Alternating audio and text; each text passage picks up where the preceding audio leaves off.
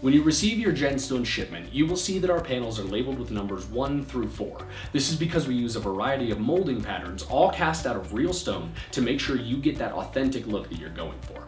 I always tell my clients, before you begin installation, take a moment to dry fit your material on the ground or on a surface nearby. This allows you to see all of the panels next to each other, decide which patterns you like, and really cater the project so that it looks exactly how you want it to look.